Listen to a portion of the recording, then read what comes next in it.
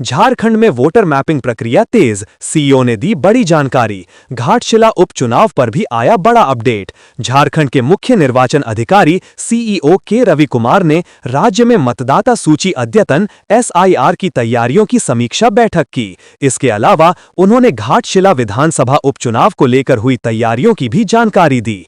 इस दौरान उन्होंने मीडिया से बातचीत में कहा कि झारखंड में वोटर मैपिंग प्रक्रिया तेजी से प्रगति पर है। इस प्रक्रिया में मौजूदा मतदाताओं को उनके पिछले रिकॉर्ड से सही तरीके से जोड़ने का प्रयास किया जा रहा है, ताकि सभी प्रकार की दस्तावेजी समस्या का समाधान हो सके। मुख्य निर्वाचन अधिकारी के रवि कुमार ने बताया कि मैपिंग में माता पिता और संतान के संबंधों को भी जोड़कर एक व्यापक और सटीक मतदाता सूची तैयार की जा रही है। इस प्रक्रिया को बीएलओ ऐप, मैनुअल तरीकों और एक्सेल शीट्स के माध्यम से पूरी गंभीरता से लागू किया जा रहा है। उन्होंने स्पष्ट किया कि निर्वाचन आयोग के निर्देशों का पालन कड़ाई से किया जा रहा है और नामांकन प्रक्रिया शुरू होने से पहले ये कार्य पूर्ण किया जाना जरूरी है।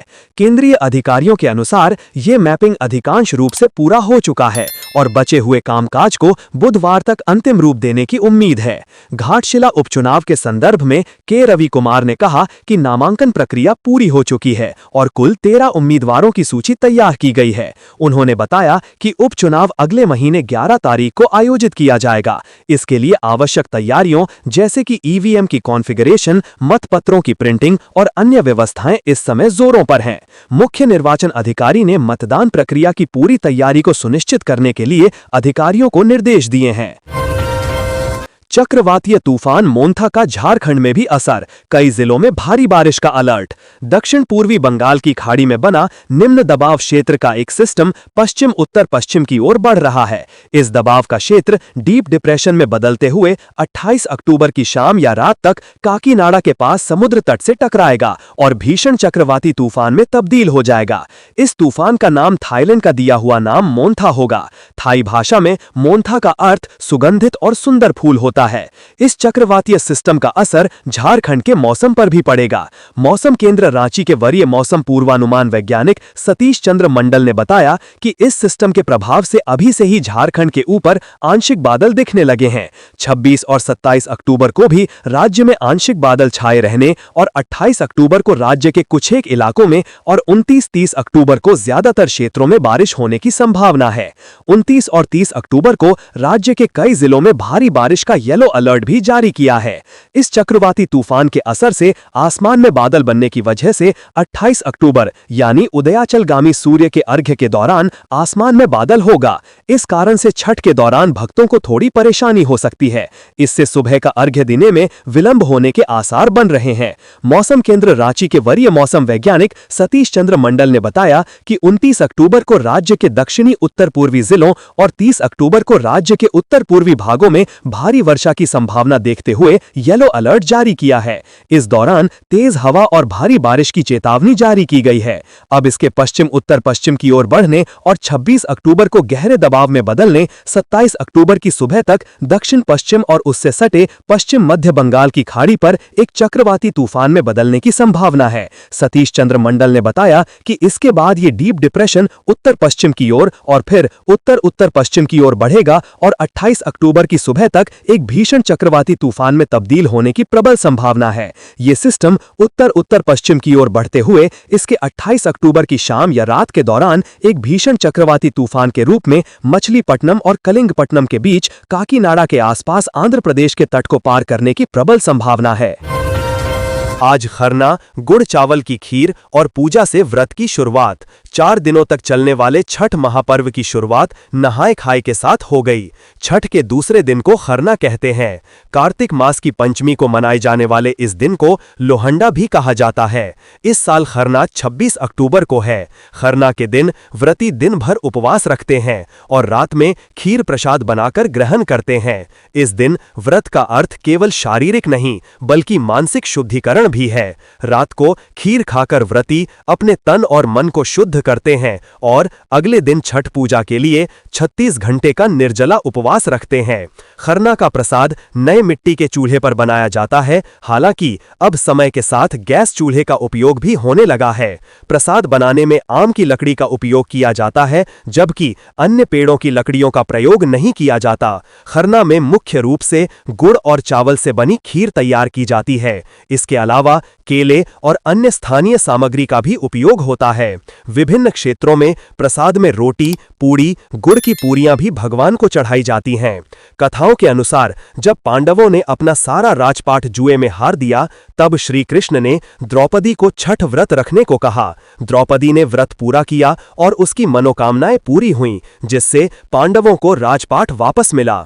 इसके अलावा मान्यता है कि राम राज्य की स्थापना के दिन कार्तिक शुक्ल षष्ठी को भगवान राम और माता सीता ने उपवास किया और सूर्य देव की आराधना की। अगले दिन सप्तमी को सूर्योदय में अनुष्ठान कर आशीर्वाद प्राप्त किया गया।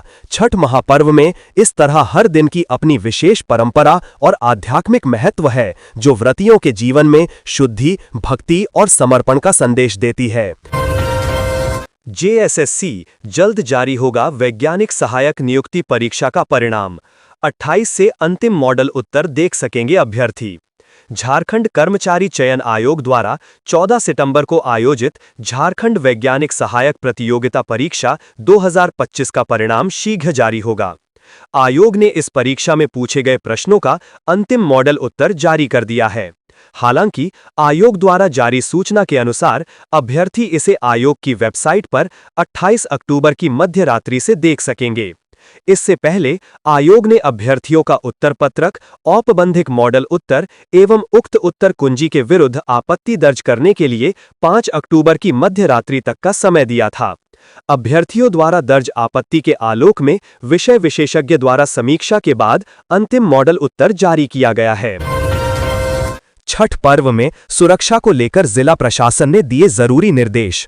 छठ पूजा के मौके पर जिला प्रशासन रांची ने सभी श्रद्धालुओं से अपील की है कि वे सुरक्षा का पूरा ध्यान रखते हुए पर्व मनाएं। प्रशासन ने कहा है कि NDMA राष्ट्रीय आपदा प्रबंधन प्राधिकरण द्वारा जारी दिशा निर्देशों का पालन करना सभी की जिम्मेदारी है। NDMA ने दीपावली, छठ पूजा जैसे त्योहारों में भीड़, आग लगने की घटनाओं, डूबने और ठंड से जुड़ी दुर्घटनाओं से बचाव के लिए कुछ महत्वपूर्ण दिशा निर्देश जारी किए हैं। प्रशासन ने इनका पालन करने की अपील की है ताकि सभी लोग सुरक्षित रह सकें। पूजा स्थल, घाट और बाजार में भीड़ नियंत्रित रखने के लिए पहले से योजना बनाएं।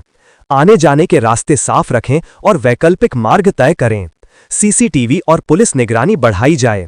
बच्चों और बुजुर्गों के लिए अलग जगह निर्धारित करें। किसी भी स्थिति में धक्का मुक्की न करें और शराब का सेवन न करें। केवल प्रमाणित पटाखे खुले मैदान में जलाएं। घरों और गाड़ियों से कम 50 मीटर दूर। पास में पानी की बाल्टी या रेत रखें। बच्चों को पटाखों से दूर रखें और सूती कपड़े पहनाएं। पटाखे फोड़ने के बाद जले हुए अवशेषों को तुरंत पानी में डालें। बंद कमरे या शराब पीकर पटाखे ना जलाएं। पूजा या स्नान के दौरान लाइफ जैकेट पहनें, खासकर बच्चे और बुजुर्ग। लाइफ गार्ड और बचाव टीम घाटों पर मौजूद रहें। गहरे पानी या तेज बहाव में ना उतरें। अंधेरे में या बारिश के बाद घाट पर ना जाएं। झारखंड में कांग्रेस का वोट चोर गद्दी छोड़ हस्ताक्षर अभियान। प्रदेश अध्यक्ष ने कैंपेन को बताया सफल। झारखंड में 15 सितंबर से 25 अक्टूबर तक वोट चोरी के खिलाफ चले वोट चोर गद्दी छोड़ हस्ताक्षर अभियान संपन्न हो गया। इस अभियान के अंतिम दिन आज शनिवार को रांची के प्रदेश कांग्रेस कार्यालय में हस्ताक्षरित दस्तावेज जमा करने के लिए भीड़ लगी रही। प्रदेश कांग्रेस अध्यक्ष केशव महतो कमलेश ने कहा कि अखिल भारतीय कांग्रेस कमेटी के आह्वान पर चलाया गया वोट चोर गद्दी छोड़ हस्ताक्षर अभियान आज अपने अंतिम चरण में ऐतिहासिक सफलता के साथ संपन्न हुआ। उन्होंने कहा कि झारखंड प्रदेश कांग्रेस कमेटी के नेतृत्व में राज्य के सभी जिलों से निर्धारित लक्ष्य 25 लाख के लगभग हस्ताक्षर फॉर्म प्राप्त हुए हैं। रविवार को कुछ बाकी जिलों से हस्ताक्षर युक्त फॉर्म प्राप्त कर लिए जाएंगे, इसलिए कल भी प्रदेश कार्यालय खुले रहेंगे। कांग्रेस प्रदेश अध्यक्ष ने कहा कि झारखंड में यह अभियान एक सशक्त जन आंदोलन बन गया। प्रदेश कांग्रेस अध्यक्ष केशव महतो कमलेश ने इस जन सहभागिता के लिए सभी कांग्रेस जनों, पदाधिकारियों, संगठन के प्रकोष्ठों और समर्थकों का हार्दिक आभार व्यक्त करते हुए कहा कि यह अभियान लोकतंत्र और मताधिकार की रक्षा का प्रतीक है। झारखंड के कांग्रेस जनों ने जिस एकजुटता और समर्पण की मिसाल पेश की है, उसने जनता के विश्वास को और मजबूत किया है। यह हमारी सामूहिक चेतना का प्रमाण है कि लोकतंत्र पर कोई भी आंच नहीं आने देंगे। प्रदेश कांग्रेस अध्यक्ष केशव महतो कमलेश ने कहा कि जननायक राहुल गांधी के सबूतों के साथ खुलासे ने यह सिद्ध कर दिया है कि देश के चुनावों में संगठित रूप से दलित, आदिवासी और पिछड़े वर्गों के मतदाताओं के नाम मतदाता सूची से हटाए गए हैं।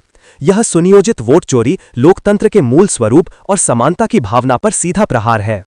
इस गिरोह का निशाना स्पष्ट रूप से वही वर्ग हैं जिनकी आवाज सदियों से सत्ता के खिलाफ उठती रही है।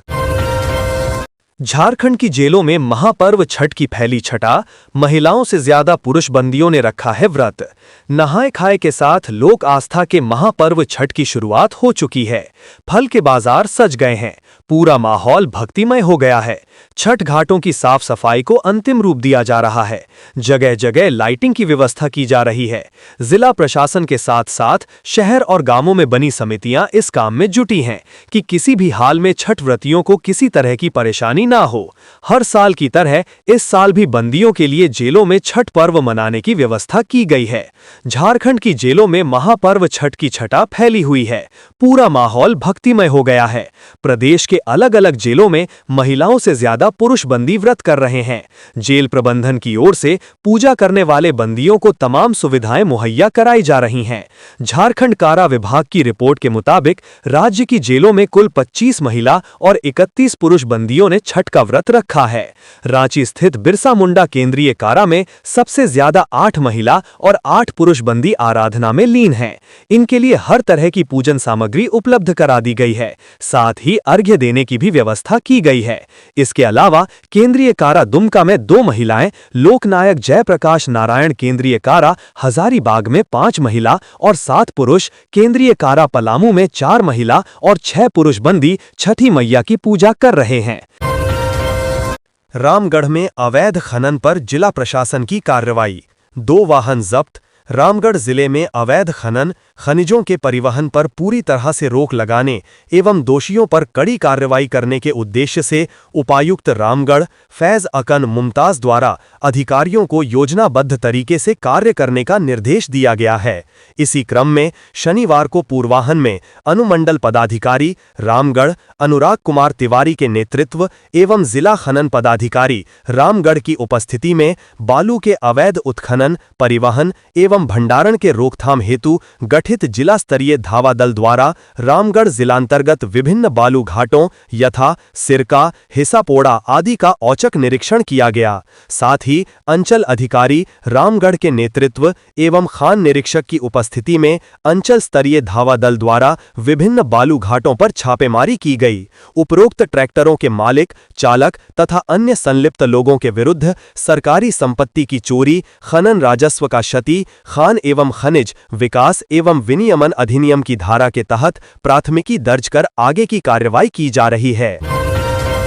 गुमला में छात्र की सड़क दुर्घटना में मौत, पालकोट में तेज रफ्तार बाइक के फिसलने से हुई घटना, 2 घायल। गुमला के पालकोट प्रखंड के बाघीमा पंचायत स्थित पहनटोली गांव में शनिवार को एक भीषण सड़क दुर्घटना में 15 वर्षीय विनय भगत की दर्दनाक मौत हो गई। मृतक छात्र संत अन्ना स्कूल में कक्षा 11वीं का छात्र था। वह अपने 2 दोस्तों के साथ बाइक पर सवार होकर जा रहा था। स्थानीय सूत्रों के अनुसार हादसा झारखंड दीपा के पास उस समय हुआ जब बाइक तेज रफ्तार में अनियंत्रित होकर फिसल गई। बाइक पर सवार तीनों छात्र सड़क पर गिर पड़े। हादसे में विनय भगत गंभीर रूप से घायल हो गया, जबकि उसके अन्य 2 साथियों को हल्की चोटें आई। घटना के बाद आसपास के लोगों ने तुरंत सभी घायलों को अस्पताल ले जाने का प्रयास किया, लेकिन रास्ते में ही विनय भगत की मौत हो गई। मृतक के पिता का नाम इंदु भगत बताया जा रहा है। अन्य 2 युवकों की पहचान नहीं हो पाई थी। ग्रामीणों के अनुसार ये क्षेत्र अक्सर सड़क दुर्घटनाओं का गवाह बनता है,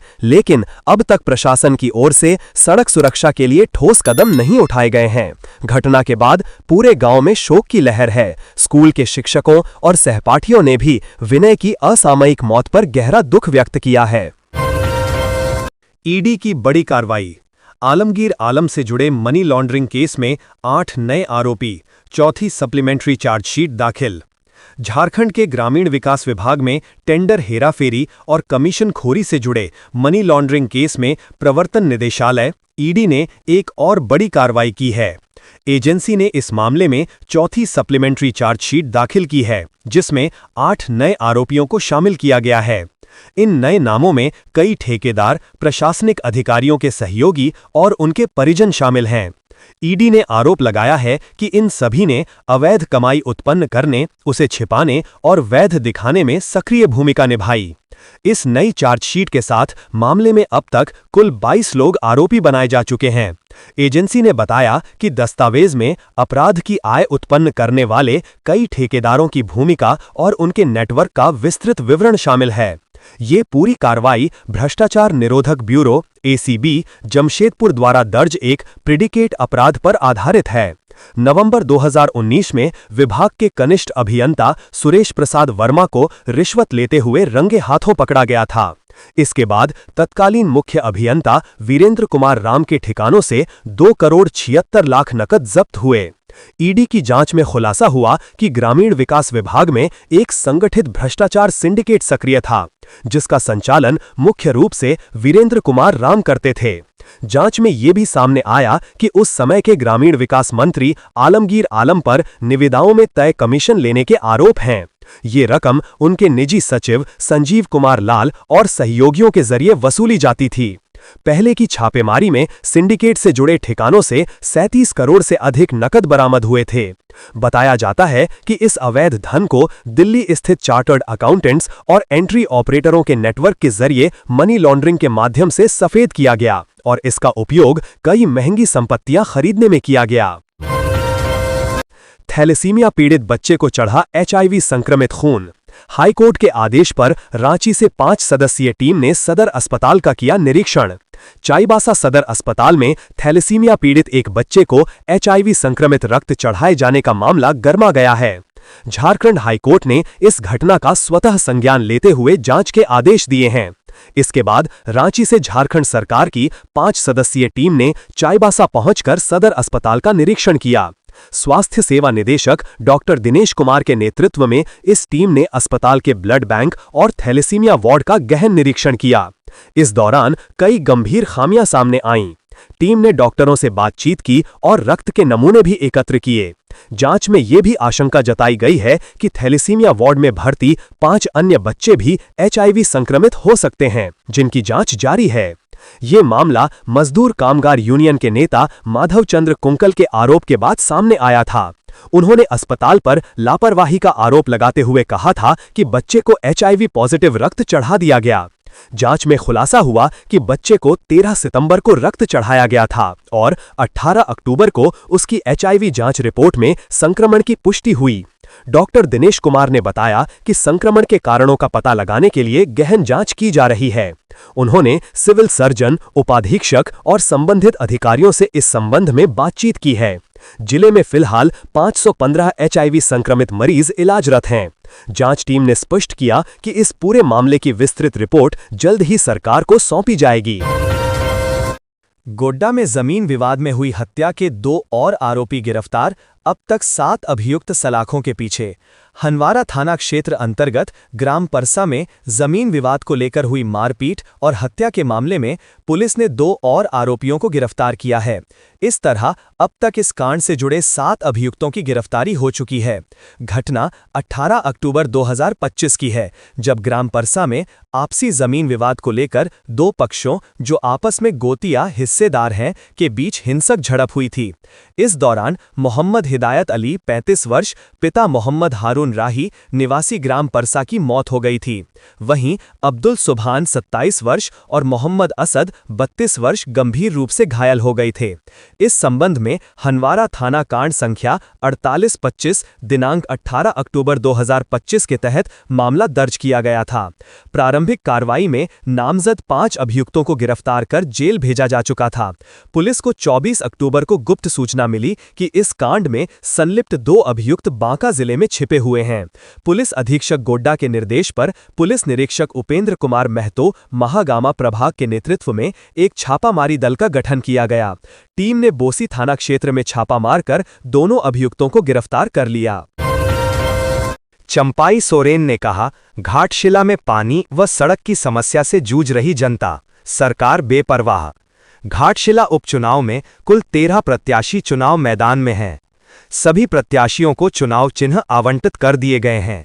इधर घाटशिला के रण में झारखंड के पूर्व मुख्यमंत्री सह भाजपा नेता चंपाई सोरेन अपने बेटे बाबूलाल सोरेन की जीत सुनिश्चित करने के लिए एड़ी चोटी एक कर दिए हैं। इस मौके पर आज शनिवार को चुनाव प्रचार के दौरान जादूगोड़ा यूसिल अस्पताल शहीद चौक पर कुछ देर के लिए रुके। झारखंड की हेमंत सरकार पर जमकर निशाना साधा तथा कहा कि पूरे घाटशिला विधानसभा में न तो रोड बनी है न शुद्ध पानी की व्यवस्था है। जिस उद्देश्य के साथ झारखंड अलग राज्य बना, अपने उद्देश्य से भटक गई है। घुसपैठियों को लेकर भी हेमंत सरकार पर हमलावर दिखे व विकास की अनदेखी की नाराजगी जाहिर की। कहा कि भाजपा इस सीट से जीत रही है। चुनाव परिणाम के बाद सड़क व पानी की समस्या उनकी पहली प्राथमिकता होगी। उन्होंने चिंता जाहिर की, आदिवासियों के जमीन पर घुसपैठिए बस रहे हैं, जिसकी वजह घाटशिला तेजी से बदल रहा है, जिस पर अंकुश लगाने की जरूरत है। यहां बताते चलें कि घाटशिला का उपचुनाव 2 सोरेन परिवार की साख जुड़ी हुई है। इस सीट पर भाजपा प्रत्याशी बाबूलाल सोरेन की जीत सुनिश्चित करने को लेकर जहां झारखंड के पूर्व मुख्यमंत्री चंपाई सोरेन व भाजपा संगठन ने पूरी ताकत झोंक दी है। जनता की समस्याओं का निपटारा का भरोसा देकर लोगों में भाजपा के प्रति विश्वास जागने में जुटी। वहीं विपक्ष भी सोमेश सोरेन की जीत का दावा कर रहा है।